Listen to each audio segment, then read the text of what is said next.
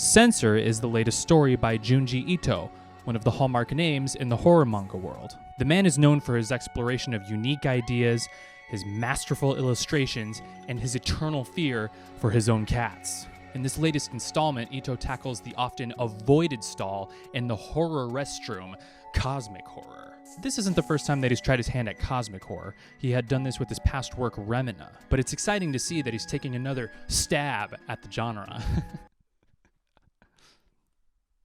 Censor, compared to his other works, is relatively short, only having 7 chapters, and it's a serialized story rather than a collection of short stories. Now, I'm fairly new to the Ito train, but I like to think of him and his works as like horror manga's R.L. Stine. And please, don't get me wrong, I love me some R.L. Stine. His skill in coming up with some wacky, fun, and mysterious horror stories is just unparalleled. In a similar way, I see the work of Junji Ito, except it's much more creepy and, intense.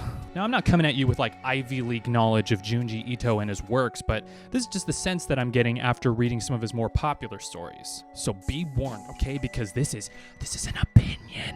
I feel like Ito and Stine can share in some of their strengths and weaknesses. They are both really good at taking an interesting concept for a horror story and then just milking that horror cow dry of all of its nourishing horror milk. In Uzumaki's case, arguably his best or most well-known work, he takes the concept of being haunted by a spiral and looks at it from many different angles. A problem that I feel they both have, though, is that they don't always have good conclusions to their interesting setups. In Stine's case, sometimes at the end of a story, he can just take a sharp right turn, and it just throws off the momentum of investment that I've been building up. And in Ito's case, sometimes I feel like his setups can just outweigh his endings. Coming in with some great ideas, but not quite landing a plane in a way where all my limbs are still intact. If I climbed into the horror Uber and saw that Junji Ito was driving, don't get me wrong, I'd love it. But there's a small part of me that would be a little nervous. I'm happy to report, though, that with Censor, Ito takes some of his best techniques and sticks with the narrative until it reaches a pretty satisfying conclusion. Before I get on with discussing the themes more in depth, let's take a look at the book. The cover here features some enticing artwork taken from one of the pages right inside, and it will whet your appetite for some delicious spookiness.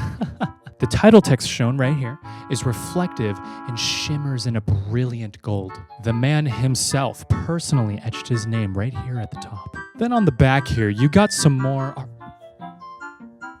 artwork and a couple more lines of text that bring you into the story. One thing to notice here is the detailed book jacket that it comes with. On the inside is a lovely collage of characters and visuals from the story, a welcomed addition.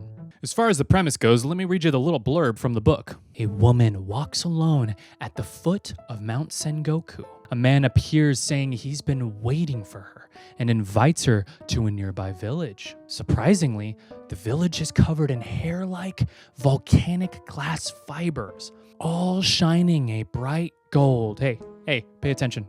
That night, as the villagers gaze up at the starry sky, countless unidentified flying objects come raining down on them.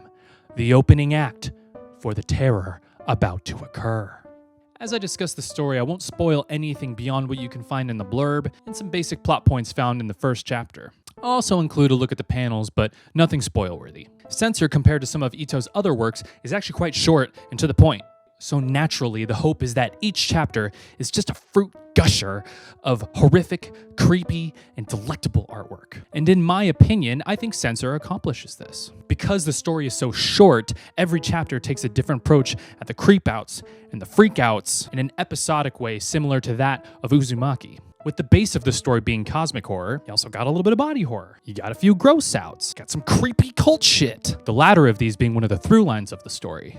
While Censor's scares may not come off as viscerally as like Uzumaki's or Gyo's, they are all still effective and pretty unique. Every chapter just comes in with an interesting idea and then just moves to the next. Now to talk about the characters for a moment, Censor actually centers around 2 characters. The first being Kyoko, and the next is a reporter that starts to investigate the incidents that are happening. I'm starting to notice with some of Ito's popular works that the characters don't really have a lot of characterization to them, but they're more of a blank slate in which you kind of get their perspective of things. And this is not necessarily a bad thing. For how quickly Ito wants to present you with one idea and the next, I don't really need to care for the characters a ton for him to get the point across. The characters then become like a little train car that carry you through the spooks, the oh boys, and the you got me's. Now, while we're on the topic of being scared by something, let's talk about the artwork. Censor is of course equipped with the seasoned and experienced artwork that you come to know and love from Ito. But it's clear this time around that he's really leveled up his space art game. This being a cosmic horror tale, I want to see how he portrays the horrors of the cosmic. And I think this comes with mostly hits and only a couple misses.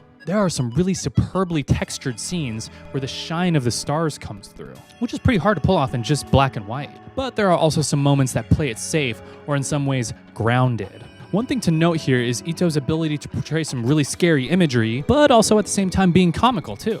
His stories are often the same way. For instance, you may see a panel like this, and you're not sure if you're experiencing unspeakable horror, the giggles, or IBS. But let me tell you, what follows this is actually pretty freaky, and I don't think I've seen anything quite like that before. Gold star for Ito. What you find in Censor, though, is a pretty dreadful and uneasy feeling throughout. I will admit, there were a couple times when I was reading where the panels are getting tense. There's a spooky feeling on that page, and then when you turn it, oh man, you got me there, Ito. You got me there. In all, you got some wonderful illustrations, sometimes grand in scope, and sometimes small and unnerving. I think one of Censor's best assets here is actually its story, which has a structure that complements it really well. The first 2 chapters are closely linked and they set up the themes in the plot. Then there are 3 chapters where, let's say, unfortunate things happen. Then the last 2 chapters rein in those ideas and conclude. One of the things that I like the most about Censor is that given its length, it still takes the time to arrive at a satisfying conclusion. One of my biggest issues with Yo is that it came up with an extremely fascinating premise, and then right when it got to its steep peak of freakiness, it just takes some really random turns and then just pieces out. But Censor makes a good effort to carry the themes that it sets up and actually does something with them. And every chapter explores a facet of it in some way. I will note, however, that there is one chapter that I honestly don't think had anything to do with the story. I could be wrong, and maybe it's something like Lost in Translation, but I had to read the chapter a couple times, and I just couldn't find anything that connected it to the narrative. If you know what I'm talking about, let me know if I'm wrong, but I just didn't see any connection. Not a bad chapter by any means, it just felt out of place. My biggest problem with Censor's story, though, is that it's a little bit hard to identify what the threat is. You have a general idea that something bad is happening and it will have a rippling effect. But until you get to the last 2 chapters, it can kind of feel like things will happen without rhyme or reason. This may not be a bad thing because I definitely did not know what to expect from chapter to chapter, but it can make the flow of the story feel a little disjointed. I may want to be let in more on the anticipation if the story was longer, but for its length, it's totally fine. When it comes to some of the larger themes at play here, I think what Ito's getting at with Censor is an exploration of the horrors of omniscience and omnipotence. He uses the occult along with some basic ideas from the Judeo-Christian faith to accomplish this. What we get is a looking glass into the reality of having power far too great for mortal beings. And if we tapped into that, what greater forces in the universe are out there to take advantage of us? It's a disturbing concept and one that I feel is represented well here. Censor is a great entry into the many works of Ito. It's short, it gives you a good idea of what his strengths are, and its attempts to explore cosmic horror are a great spectacle. Nothing revolutionary, but also nothing to sneeze at. It may not be as visceral or intense as some of his other works, but I think this plays to its advantage by not being in over its head. It's another excellent entry that continues to cement Ito as a true master of horror manga. The end. Well, if you enjoyed this story time, like and subscribe to show me that you were paying attention. Unlike this fool, I'll see you kids in the next story time.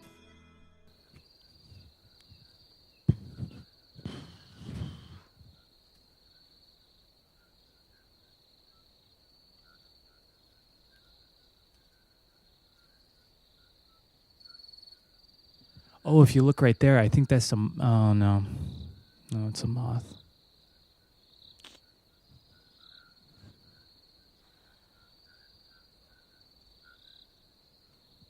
What's that?